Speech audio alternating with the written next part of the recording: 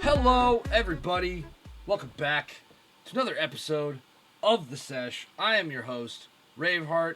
Here, as always, my best friend, my co-host, my partner in crime, Taylor Surreal.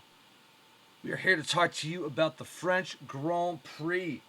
Some more Formula action. And this one was a banger. Let's be real about this. Oh, yes, it was. Let's go. All right, so we'll start things off with just the general debrief. We got the Verstappen in P1 coming home with the win, passing Lewis Hamilton on the penultimate lap. Lewis Hamilton finishing second. Checo Perez finishing in third. I've almost fucked that one up. Mercedes. Valtteri Bottas Mercedes. P4. And your boy McLaren. Lando Norris P5. I'm not gonna lie, dude. This was hype. I was so excited. I was watching those last couple laps and just like, go Max, go! Like, and my neighbor, the Tifosi, was walking by. He's like, "Are you watching the race?" He's like, "I'm like, don't tell me what happens. Don't tell me what happens." He's like, "Don't worry, I won't." But he's like, "I got up early for that." He invited me over to watch the race next week. I think I might go to my neighbor's house to watch the race just for the fun of it. Is it at a stupid hour? Probably.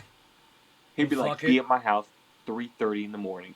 Let's go. Be like, I don't know, my guy. I might catch the replay. Yeah, that's the problem with being an American Formula One fan. When like half the races are taking place on the other side of the world from you, it's like you gotta wait. You gotta catch the replay.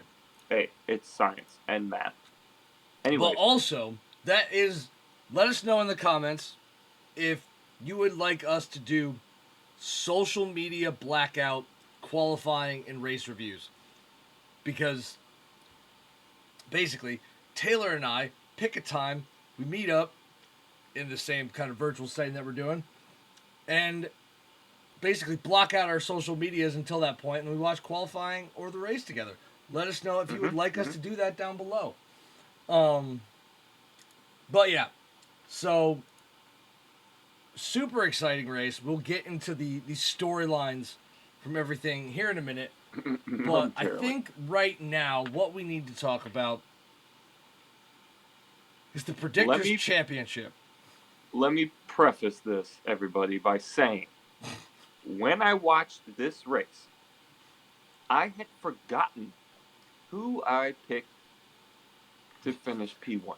I love how you forgot. I thought the entire race that I had picked Max Verstappen, when in reality I picked Lewis Hamilton, and I had flip-flopped everything. I picked like the pole sitter, I think. You got pole and you got fastest lap. So the entire race, I'm like this, and then towards the end, like the last 10 laps, I'm like, we're gonna do it! We're gonna do it! Then day or two later, next day, I talked to you. I'm just like, yeah, you want to know how you're holding up in the Predictors Championship? And it's like, I was like, confidently, I was like, absolutely. Okay, so let's just go through the scores right now. Yes, tell them the numbers, Doug. We have in P1 not Redbull. In real life, yes. But I've given us little team names here. So Raveheart Racing is in the lead right now with a cool 26 points heading into round 2, and Surreal Grand Prix is sitting at 2 points. You got the pole, you got the fastest lap for Max. I got the P1, the P2, and the pole.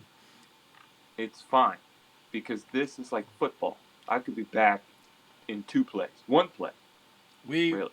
Yes, you will have to tune in to our Steermark Grand Prix preview and prediction video to catch the next round. But yes, as of right now, as it stands, Braveheart Racing has a 24-point lead in the Sesh Predictors Championship heading into round 2. I'm not going to lie, I have a feeling that that's going to get wiped away at some point because Who knows? Well, I know myself well enough to know that I am a degenerate gambler, and eventually I will hit that point where I'm like, you know what, I'm going big. And then you can see that with my Charles Leclerc in 3rd place, where we'll get into that in the storylines, but that did not fare very well for me whatsoever. Well, this is also F1. You got to remember, things change. You know, at any moment, AlphaTauri can take a lead if there's a massive crash and all kinds of flags and stuff, and somehow anything can happen. If I'm honest, I will probably go back to being a Tifosi homer come the next street circuit, just because, for whatever reason, Ferrari seems to have their shit together on street circuits, but not on your average racetrack for whatever reason. At the moment. Yeah, at the moment. We'll see. They did not fare well this weekend, but I've got some theories as to why things may have gotten a little weird this week. But making some quick changes here. All right, let's jump into the storylines. Starting off with the Red Bull pulling a reverse Barcelona on Mercedes. I when they gave up track position, I was just like, I'll be entirely honest, I was halfway through my second stop of the race, and I'm like, what the fuck are they doing? Like, that paranoia creeped in. Bro. It was just like, no, like, I wasn't aware initially what the strategy was, but then it was like, Max keeps gaining, and that window keeps getting shorter and shorter and shorter, and eventually gets into DRS range, and then it's like, yes, go Max, go. It's like, that was tense. Man, I saw it building from early. I was like, hold up. And remember, everybody, I thought I had picked Verstappen, so I'm sitting here rooting for him from the beginning. He runs off track off of the beginning. Everybody wanted to say it was the first corner. Technically, it was the second corner of the race yes, that's how he didn't get the penalty. Anyways, I was like, okay, but like he started to make his way back. But when was the first pit? Somebody pitted. It was Valtteri pitted first because he had a vibration issue in the car. But was it? I can't remember. I want to say like 21 or was it like 14 laps in? It was early. It was very early. But then it was like early. And then once Valtteri pitted, then Max pitted the lap after that, and then Lewis came in the lap after him.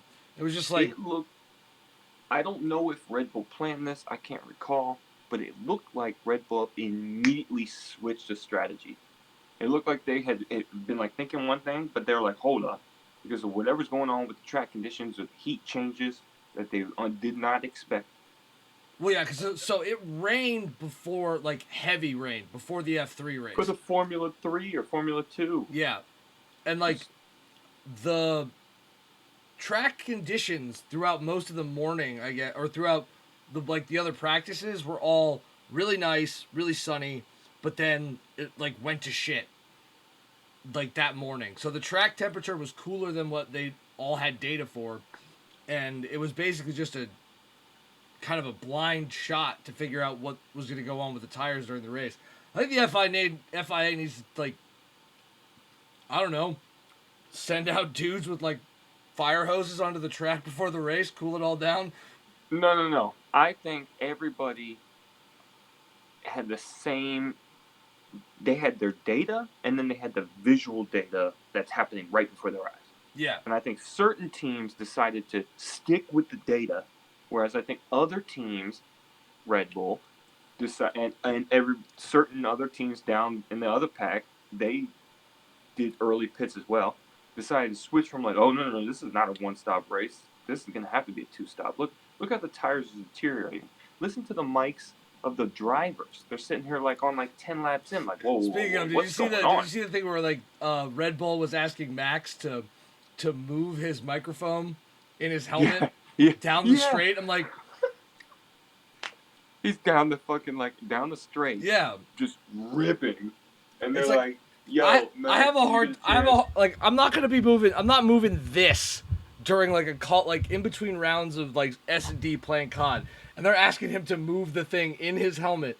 Like that was his bonkers. Helmet, underneath the fire face guard, up in his there's absolutely no way. It's tucked into his fucking jacket like that. It's almost it is hysterical. Yeah, so now okay, so the strategy came up big in this race, obviously. But here's my thing. Is this Mercedes cracking under pressure, or is this more Mercedes being like, we are Mercedes?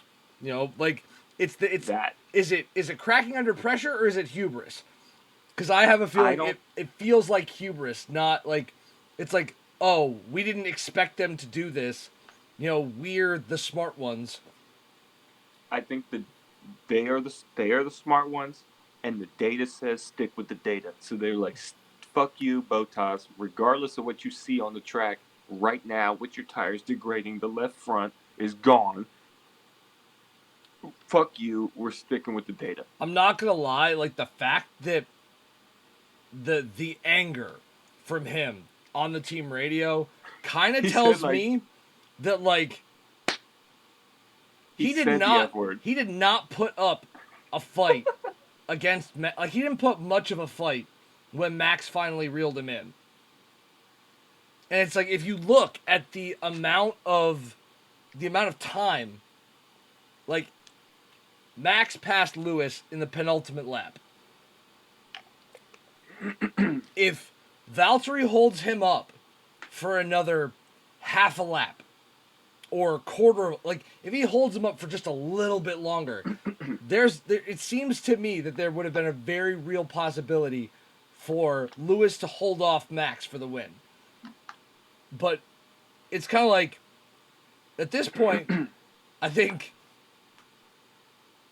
had they listened to Bottas and pitted early and done a two-stop, and everything else happened as it did, theoretically, Hamilton would have had more life on his tires and would have pulled that out, statistically based on how he does because of his competitive driving. He even said that at the end there, he physically couldn't hold Verstappen off because he couldn't risk blowing out the tires and ruining the car anymore because he's like, they're already degraded enough. He said he had marbles on the outside of his tires. Well, it's also at a certain level. It kind of feels like Lewis understood that like he had been beaten. It's like it's not a sprint. It's a marathon. Shit from Baku. Yeah. He recognizes that even though if he can still win this race, as like Lewis just has to stay within striking distance. And then wait for him to make a mistake. Now, it very much seems like Red Bull's not on the track to actually make that mistake right now, but it's like, it's F1. At that time, no. That mistake could come from basically anything. Had he destroyed the car trying to defend too much, then then he wrecks out. If they had made a mistake, he wouldn't be there to count it. Yeah, like he could have had very smart. Could have had another 18th place like in Baku, or he could have DNF'd. Did you see what Toto Wolff had to say about Bottas freaking out on the microphone, saying the F word? Oh yeah, that he wants that. That he like. He's like, that's beautiful. I'm glad to finally see that coming out of him. It's fantastic. I was like, yes. Well, my whole thing is like, What about the comments of Nico Rosberg after the race? Like, that's just like Interesting as well. Nico's I hadn't busting out seen the that until you umbrella, showed just that. throwing shade around to everybody. Like, he's he's calling Lewis soft.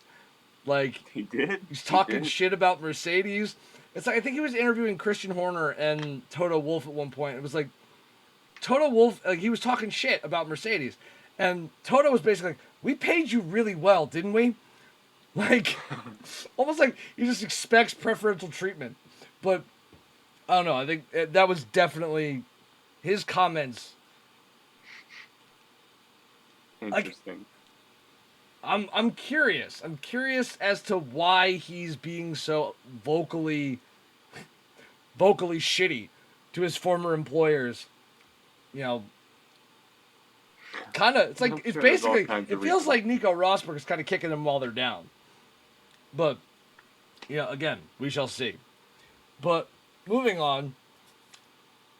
Yeah, we have to talk about Ferrari's absolute fucking implosion.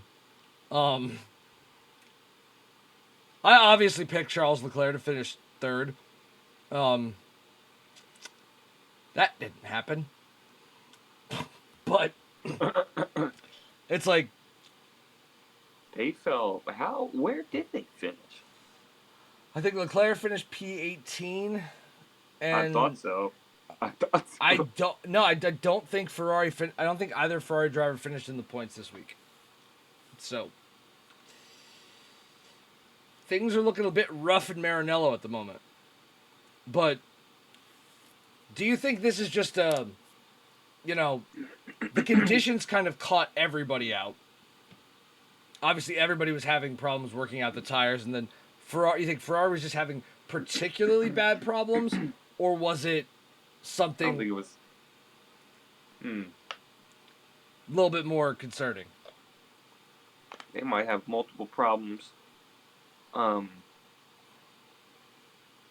Yeah, that's the big question mark. Like My other thing is, everywhere like, right now. every I time- don't know. Yeah, every time Matteo Binotto opens his mouth, I don't trust that fucker. It's like you can't take anything he says seriously, like, because he looks like he's lying to you. I don't know if it's just my prejudice against the bastard love child of Egon Spengler and Harry Potter, but it's just, dude, that guy seems shady to me. Looks like he should be working in like the used car dealership in Maranello, trying to sell you a 45-year-old Ferrari on blocks. Like, I don't know. My whole thing is like, if the rest of the Tifosi weren't so in everybody's face about shit, I'd be one of them. But, dude, I just can't get behind this team. Like, I like Charles Leclerc, I like Carlos Sainz, but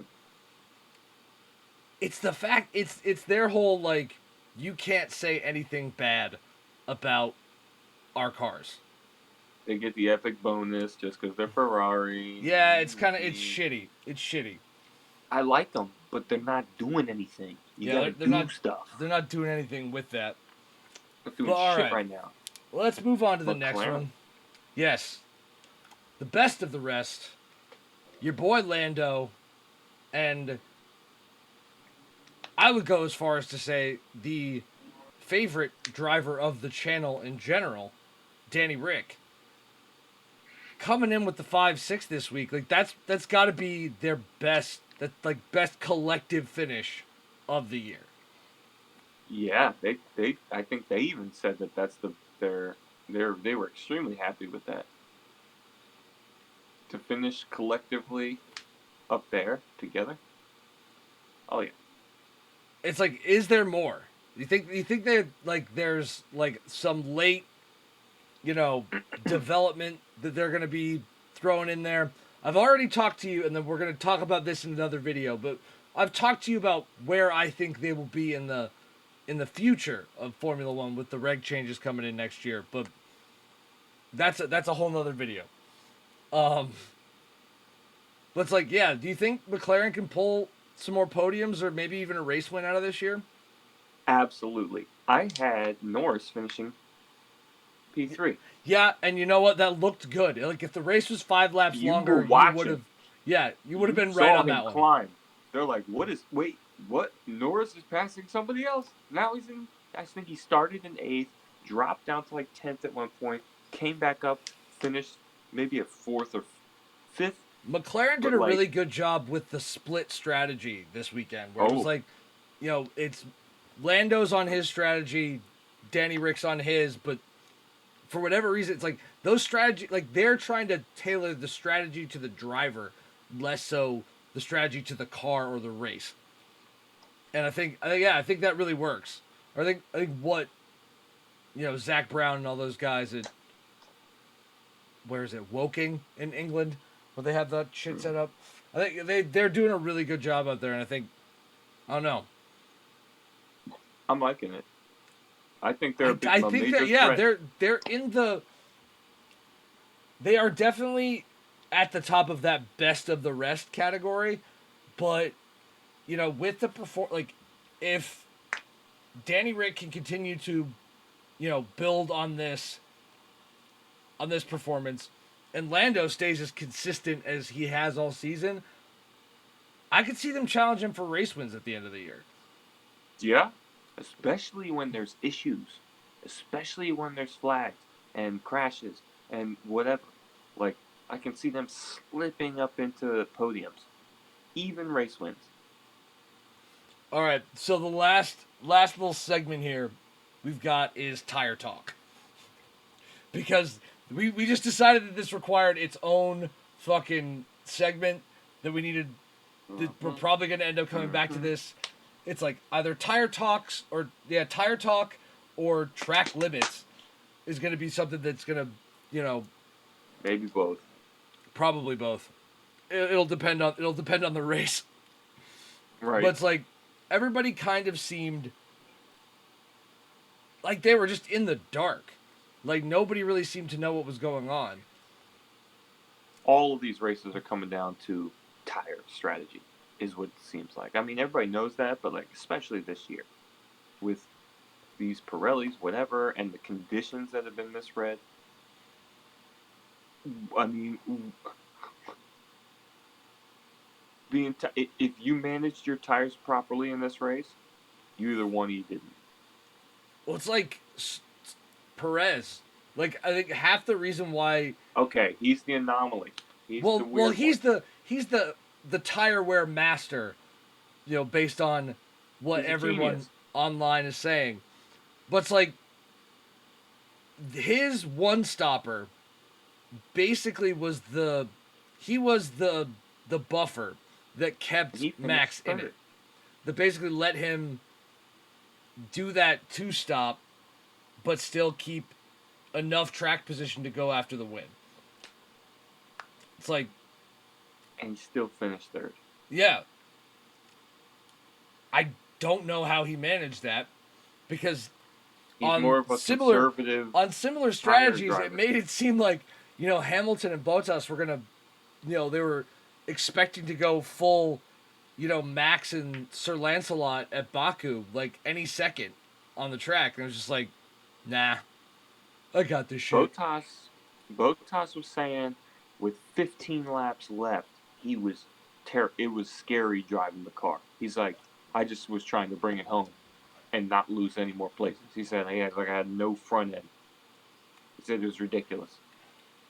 I mean, we know his anger. We already talked about that earlier, but like, And I think I had think they immediately listened because they knew what was happening on the mics with all the other teams, and they're all talking, we need to pit twice. yeah, They should have gone with it, but the guys were, and they're looking at the data, and they're like, yeah, fuck you, Bottas. But in the long run, it fucked Hamilton. yeah. Like, regardless of Bottas, like they could have figured out a way to pit Hamilton twice, get him on the fresh ones, and then it would have been potentially, had everything else stayed the same, he would have had a better chance of finishing ahead of Verstappen. Yeah, I think it's definitely a Mercedes strategy fuck up, but Red Bull was just able to stay more flexible with where they were with the tires and everything else. Which shows a massive strength again from Red Bull. Well, we'll see. We'll see. The Germans are crafty. They've proven that it's not how you start a season against them, but it's how you finish. Facts. And it's fine to start fast, but they'll get you in the end.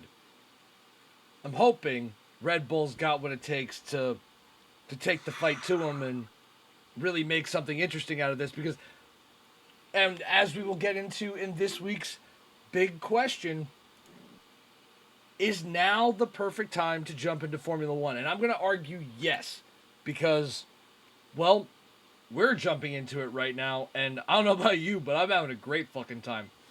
Oh, I'm loving it. It's like I'm loving it. I'm asking this question mostly because neither of us have any real. We don't have any stakes in this. We haven't been watching. We haven't been dedicated fans up until When's the last time we watched a Formula One race before this year? Randomly, and it's bits and pieces on a or Saturday or Sunday. clips on ESPN Classic or some shit. It's never a full race. It's like, and never now the drama, and we're talking about politics. We look forward to this shit all week. Mm-hmm. It's like, and the weeks that we don't have it, the discourse in our messages between each other is a little salty, and it's kind of funny because it's like we're cranky that we don't have F1. Like, what the fuck are we supposed to do? What am I gonna do on Sunday? It's like, I do feel for the people who've sat back and watched, 7 straight years of Mercedes dominance, 6 of which, it's, Sir Lewis just racking up title after title. And we'll talk about Nico in a more in-depth fashion later on, but him pulling that one from Lewis was, I mean, don't get me wrong, spectacular, but it's still a Mercedes winning, so it's not anything that anybody really wants. They want chaos. They want equal disruption. Yeah. And it's like, and here's another, and we'll do a full deep dive video on this at some point, but as Americans, we understand what spending caps do in sports more so than the Europeans. And I've tried to explain this to Taylor, but it's like, in European soccer, if you're one of the big clubs, you have the most money, you have the most members, you have sponsors, whatever, and you could and you have billions of dollars to dump into shit, you can. And there's literally nothing to stop you. But in American sports, that ain't how that shit works. You have salary caps and luxury taxes and all that other bullshit to keep the playing field quote-unquote level.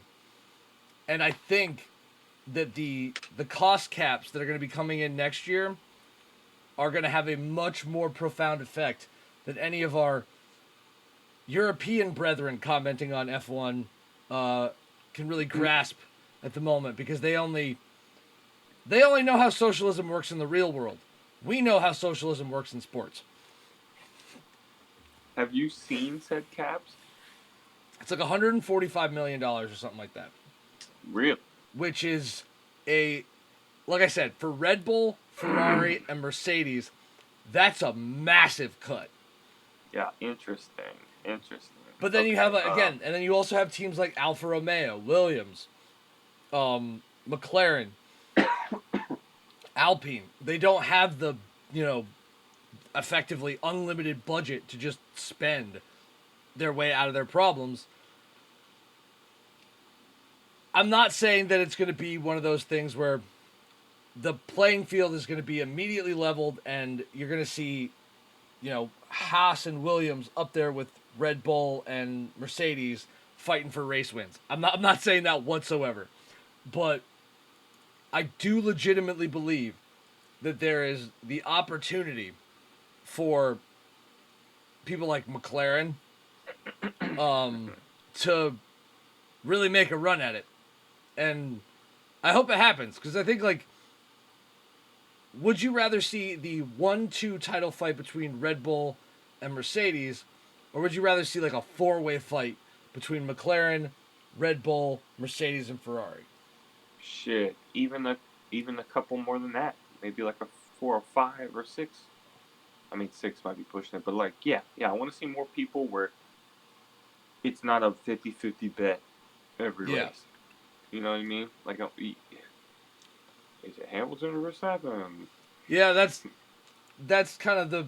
But that being said, that's better than just. Yeah, than just Hamilton. It's going to be Hamilton every single time, or just Mercedes in general every single time. Yeah, that's true. You take what you can get. Better. It's like, that's why I'm saying, like, like, now is the right time to jump in. American fans who have yet to do so. Like, a lot of drama.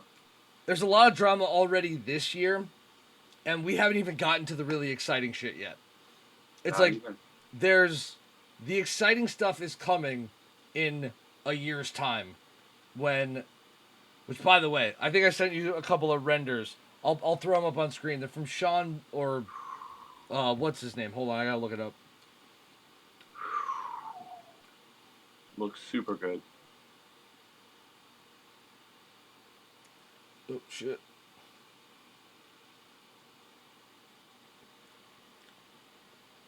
Yes, Sean Bull, the Alpine livery designer.